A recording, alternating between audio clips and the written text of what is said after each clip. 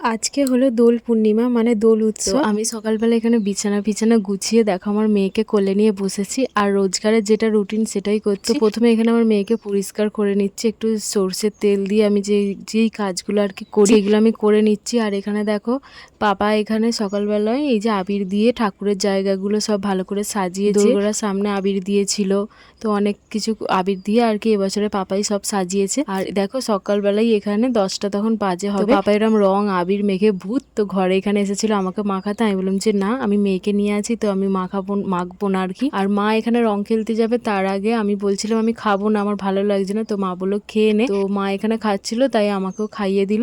আর আমি তোমাদেরকে বলি আমাদের কেন এখানে পান্তা ভাত আলু সেদ্ধ আমার মা খাওয়াচ্ছে, কারণ আমাদের এখানে গ্রামে হরিসেবা বসেছে, তো 3 দিন নিরামিষ খেতে হয় আর হোলির দিন আগের দিনে ভাত করে রাখতে হয়, তো হোলির দিনে পান্তা খেতে হয়। আর মা এখানে রং খেলতে যাবে বলে আমাকে আগে খাইয়ে দিচ্ছিল আর এই যে মাও খাচ্ছিল। তো আমি মেয়েকে কোলে নিয়ে বসেছিলাম বলে মা আমাকে খাইয়ে দিচ্ছিল। আর এইটা দেখো দুপুরবেলা দিকটা করে আমার মা, বড় মা আর পাপা যাচ্ছিল আমার শ্বশুর বাড়িতে শ্বশুর শাশুড়িকে রং মাখাতে। আর দেখো এখানে সব রং মেখে আবির মেখে সব ভূত হয়ে আছে। তো আমার এই যে আমি এখানে মেয়েকে নিয়ে ঘুম পাড়াচ্ছি পায়ে করে। আমার হোলি উৎসবটা এবছরে এইভাবেই কাটলো, রং মেখে নয়, মেয়েকে নিয়ে নতুন ভাবে কাটলো। এই বছরের দোল উৎসবে হয়তো আমি রং খেলতে পারিনি, কিন্তু এই বছরটা একটু স্পেশাল ছিল কারণ আমার মেয়ে আমার কোলে ছিল। প্রত্যেক বছর হবে না, আর পরের বছর দিয়ে তো আমার মেয়ে দোল খেলতে